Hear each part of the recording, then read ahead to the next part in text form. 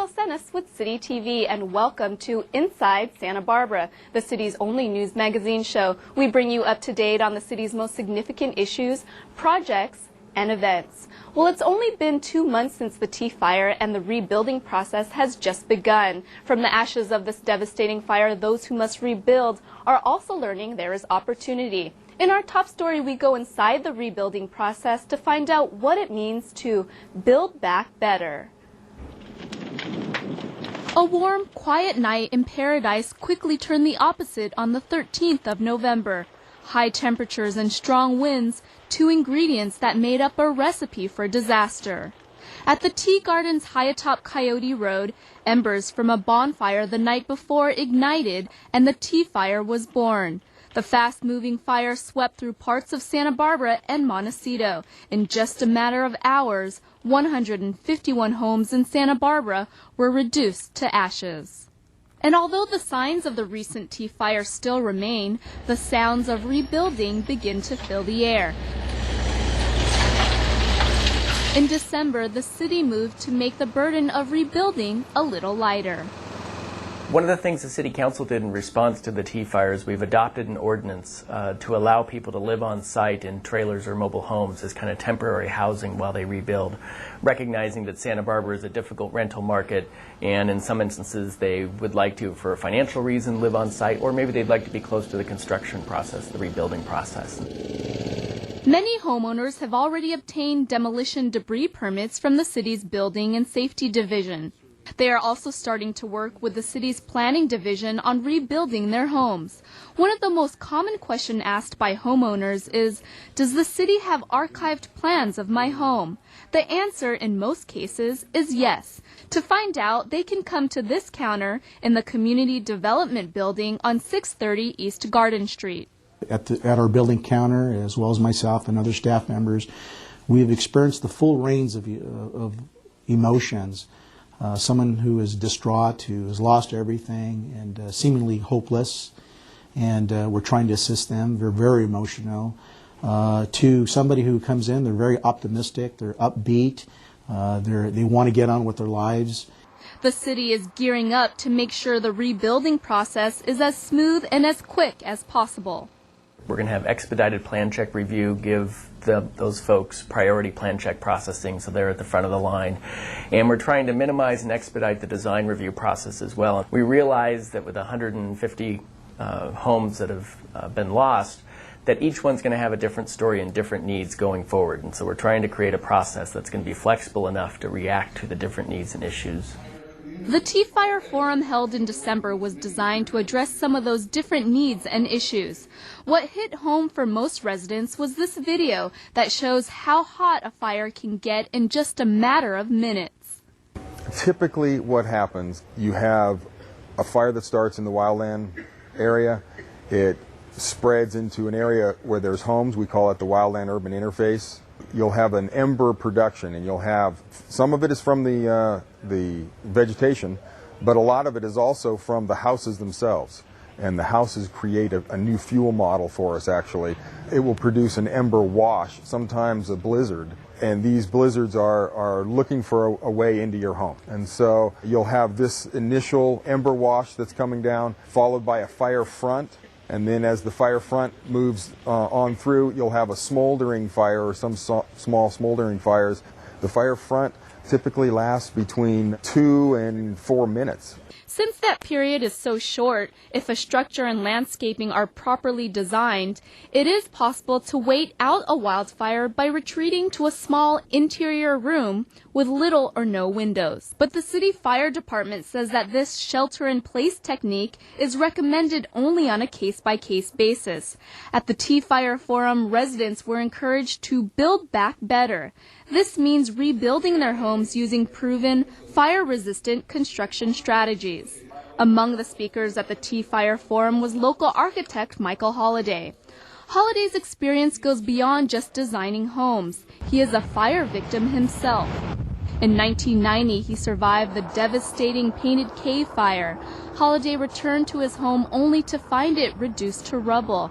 But he is a prime example of turning ashes into opportunity. I'm kind of always the eternal optimist. I said, hey, this is going to be great. We got good insurance. We're going to rebuild. This is going to be better than before. And sure enough, it has been. I can look back now, 18 years later, and say that fire, even though it cost us almost everything, it was one of the best things that ever happened to us. But some homeowners may not be as optimistic as Holiday and find themselves asking this question. How difficult is it going to be for me to do something different from what I had? And, fortunately, the city has really been very cooperative, the county as well. And they said, if you're going to build better, if you're going to build something that's better, about the same size, about the same mass, bulk, and scale, we're going to allow you to streamline. We're going to streamline the process to allow you to move through as quickly as if you rebuilt almost exactly the same thing. And I think that's really all that any of us could ask for. In the midst of the Tea Fire's devastation, many homes survived, and while some people may attribute that to nature, pure luck, or a twist of fate, some people strategically design their homes to survive a wildfire, like David and Marlene Berry and their house on West Mountain Drive. So we walked outside to see if we could see the fire, and we didn't see any fire over there, so we thought, oh, it must be a really small fire or it's somewhere else. And we turned around to walk back into our house, and the fire was right here. It looked as if it was on top of us, and we knew we just had to bolt. But when the Berries returned, their contemporary-style house was completely intact.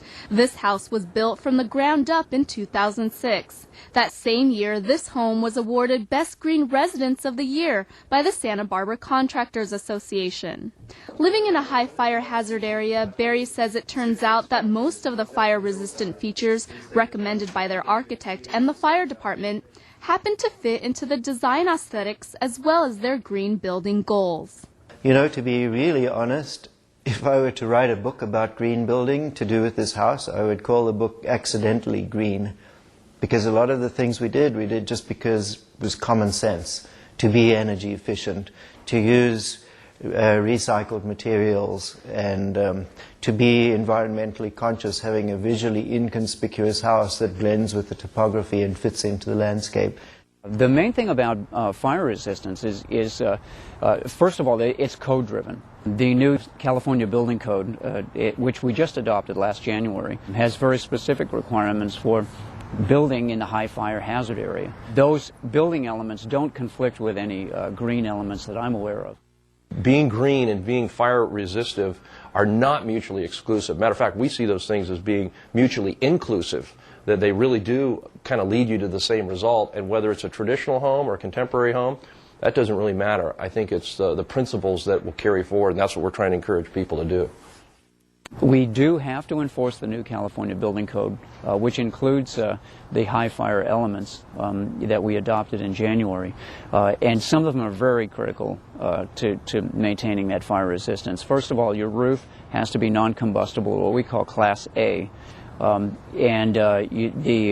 can no longer have combustible siding. You can't have wood siding on your home. It has to be fire resistant, ignition resistant. The smooth stucco exterior with no wood siding also serves as an important fire-resistant feature. We have a metal roof, and I don't know if you can notice the way the eaves of the roof are metal clad with stucco underneath the eaves. And so there's no exposed lumber, there's no exposed flammable material at all. The house dons metal-clad, dual-glazed, energy-efficient windows instead of those with wood cladding and single panes. This helped to keep temperatures inside the house from rising during the fire. Berry says according to his program thermostat, during the Tea Fire, temperatures inside his house did not exceed 84 degrees. It helped to prevent the house from heating up and self-combusting, which is something that the city's fire marshal says is common. And in fact, there was one home on Las Alturas that I witnessed where the contents of the home ignited.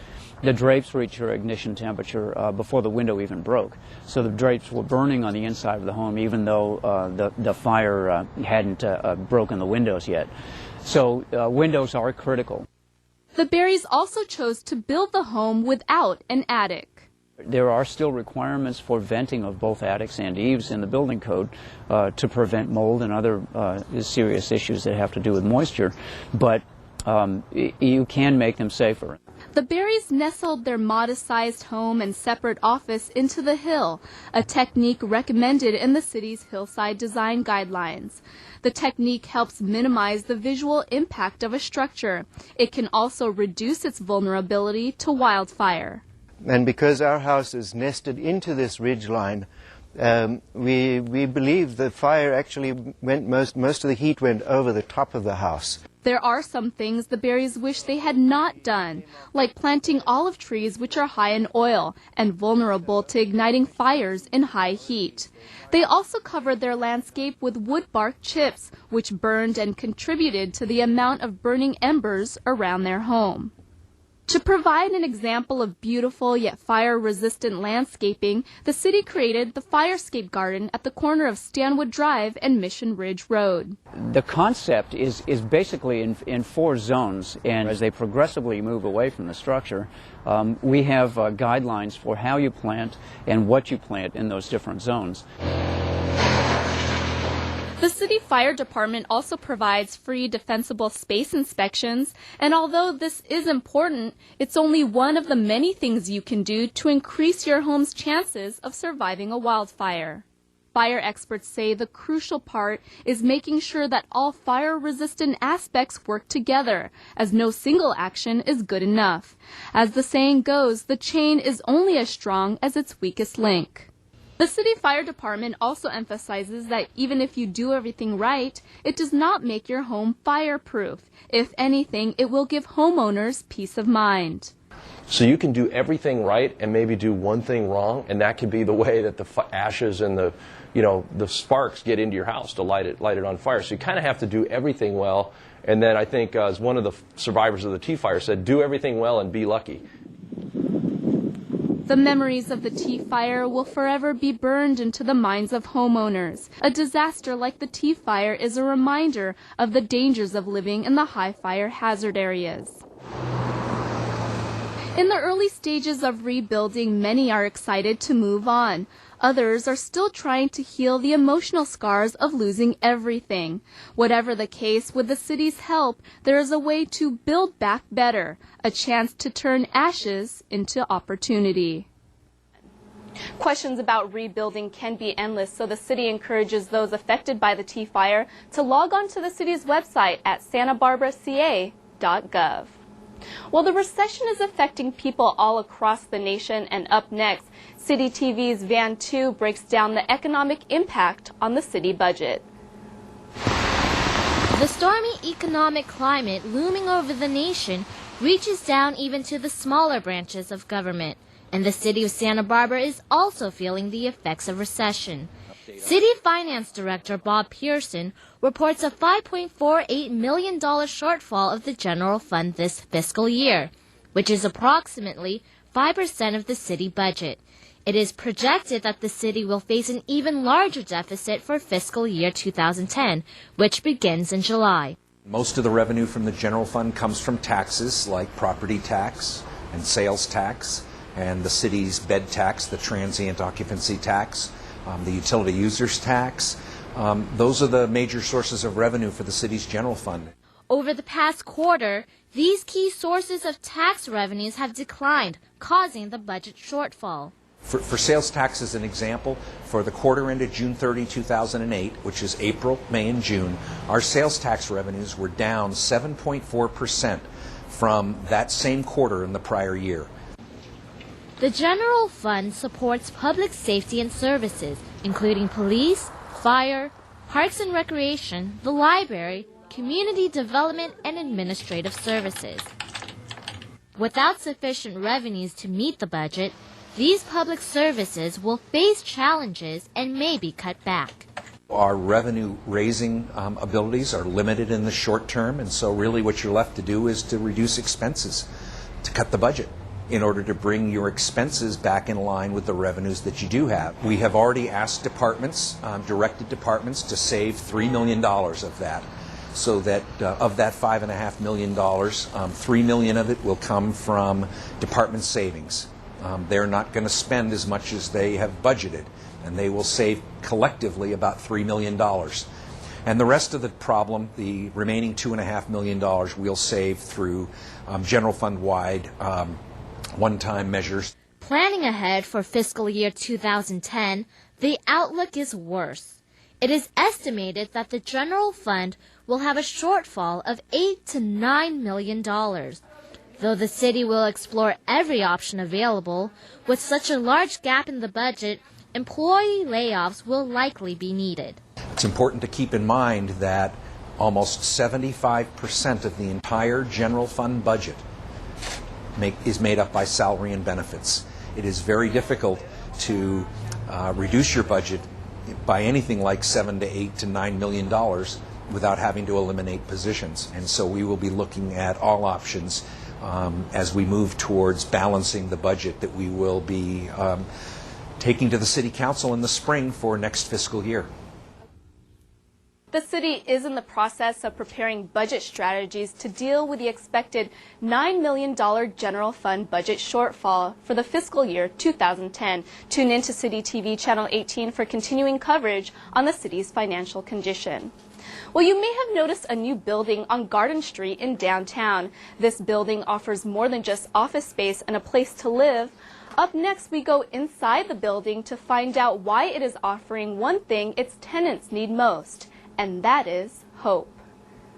The new year brings with it a fresh start, a new beginning. But for the recently settled residents of 617 Garden Street, it brings much more. Mental health clients and low-income downtown workers moved into 51 new apartments this past December, making their holidays bright and their new year full of possibility. It's been a long journey, 8 years to get to this point where we opened the doors and welcomed people in December, and just lots of emotion and lots of people helping each other. And I've seen already people going to downtown to have coffee together or going shopping together, sharing bus route information, and it really is, I think, going to be a really healing community.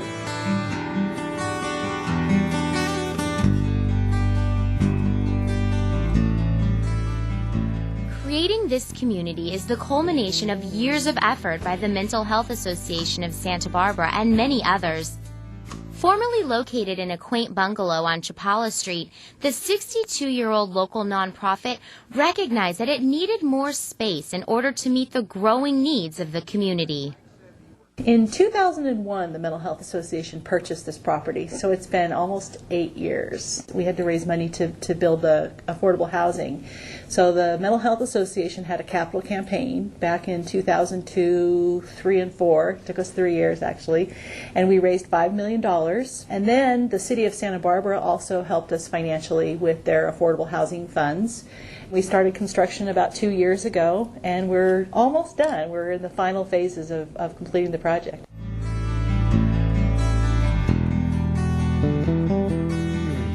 The City of Santa Barbara recognized the importance of the project from the start. Number one, from just a land use perspective and planning perspective, we've been encouraging mixed use downtown. We also recognize that the Mental Health Association in Santa Barbara County is really a prime nonprofit that's critically important to all of our social issues here in Santa Barbara. So we wanted to have the opportunity to help make them stronger. And then our mission in housing and redevelopment is to finance and facilitate affordable housing, and what better way to do it than this, especially special needs populations. For many new residents, building hope has meant the difference between sleeping in a bed or sleeping on the street, between feeling at home or feeling at risk. For some, it has meant even more. I was sleeping in my car, and I have panic disorder and severe depression.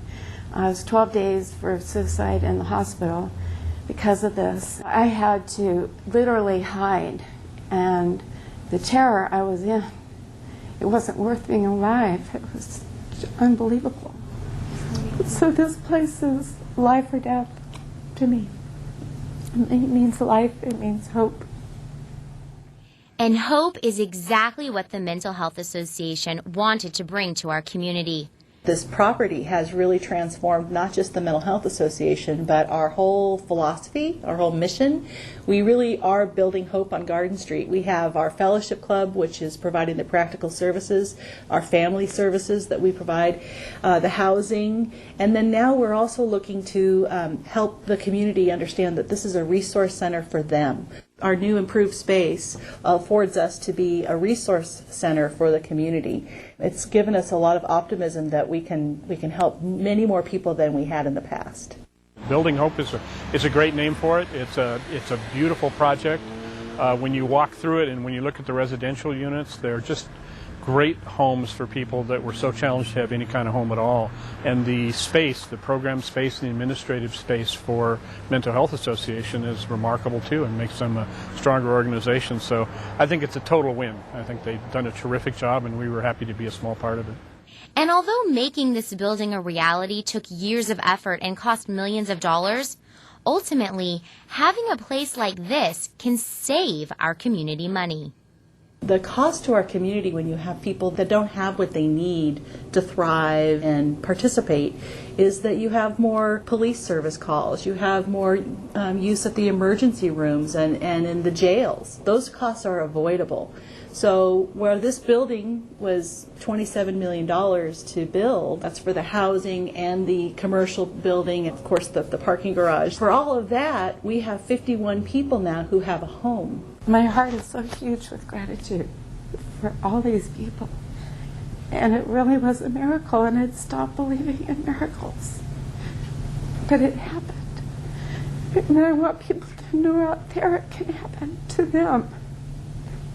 Do not give up. Just keep fighting. If you're always in that survival mode, if you're always struggling to where you're going to sleep or how you're going to be safe, it's really hard to have true mental health recovery and healing. We forget how important safe and decent affordable housing is, and seeing all these people move in and enjoy a kitchen and a bathroom that's theirs and a bedroom that's theirs. It's huge. I know it means a lot to them, and it certainly is very, very meaningful to me, because this is why we did all this. Thank you for hot water and a shower. Thank you for a toilet. Thank you for a bed.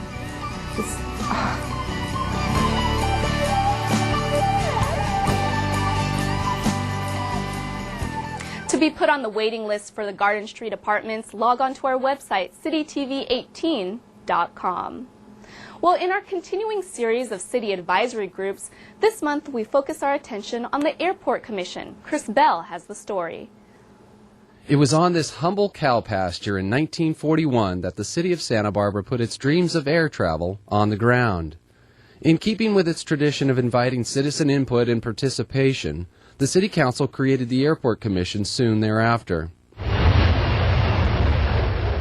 Nearly 70 years later, the Santa Barbara Airport is the central hub of air travel between Burbank and San Jose.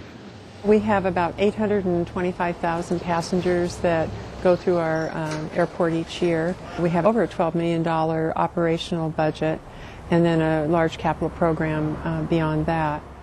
As an enterprise fund, the airport receives no money from the city's general fund. Revenues come from tenant rents and user fees. We have about 100 tenants at the airport. They generate about 30 or 35% of our total revenues. And these are commercial industrial tenants. We also have aviation tenants with general aviation or operations related to private aircraft, as well as commercial airline activity at the airport. The airport leases over 4 million square feet of land and buildings, and that's why the workload of the Airport Commission involves more contract than tarmac. When I first went on, I had, of course, an aviation background, which frankly wasn't that important. One of the major businesses of running an airport from the city level is rental property. I had some background in that, and it was very helpful. You don't get to tell the guys in the airplanes what to do, but there's a lot to be done on the ground. The Airport Commission also provides input and advice on capital projects. One of the things we started in my first go-round was the airport, the runway realignment, I think is the proper term. We effectively moved the runway about 500 feet west.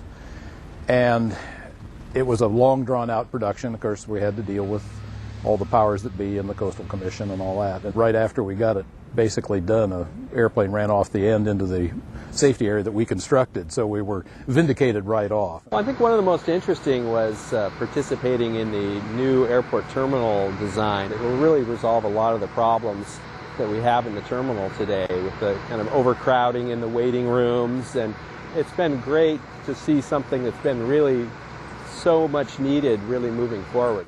This is the time for public comment. Do we have any public comment slips? The Airport Commission is a conduit for information to travel between staff, City Council, and the public.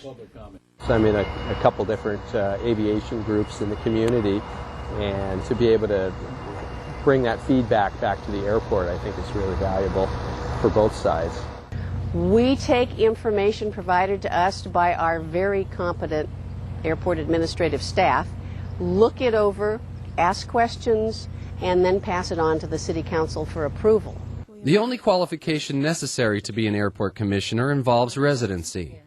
4 members must live in the city of Santa Barbara. 3 other members may live in the city or the county. The only requirement is an interest in making sure the airport experience is the best it can be, while remaining distinctively Santa Barbara. We have a very special, unique opportunity to keep a very well-run, efficient airport that can offer a lot of different services and not become just another airport. Like in all city advisory groups, the name of the game is consensus. And one thing airport commissioners all agree upon is the value of volunteering. It's an excellent way for people to learn more about what's going on and participate in something that interests them. So it's just a tremendous thing, and we're really fortunate that our city really seeks that community involvement and participation. Learning about all of the things, be it integrated pest management, be it our hydro mulching on the surrounding areas, flood control, it's been an experience for me and a good one to learn and meet a lot of people who come together and make the team work. I went in with some preconceived notions, and it was very wrong, and it was much better as it turned out. For more information, visit the city's website, santabarbaraca.gov, and click on the quick link called Boards and Commissions. Well, the expansion of Bonet Park on San Andres and West Victoria Streets was just recently completed, and up next we give you the sights and sounds of its grand opening celebration, shot by City TV's photojournalist, Jeff Goodvin. Here, 3, 2, 1. Our west side and our lower west side neighborhoods are so park poor, and the way that we were able to bring this park into being was the wiseness of city leaders over time to purchase parcels one at a time and hold on to them until we had time to make them into a neighborhood park. We now had this empty lot over there, and then we got this empty lot, and then we started thinking about it. So it does take a long time, but it's really, really worth it. I can remember when I was a kid, not too many decades ago, and I've always been attracted to things that made me think, and so I wanted to pass that on to the next group of kids that take the time to see things and observe, which kids are very good at. On behalf of the city and parks and everyone else, I just want to present this to you on behalf of the Bonet family, and thank you so much. Thank you. Yes. Oh, it's just really a thrill because although we were told what it was going to be like, to see it in the actual completion is just very touching.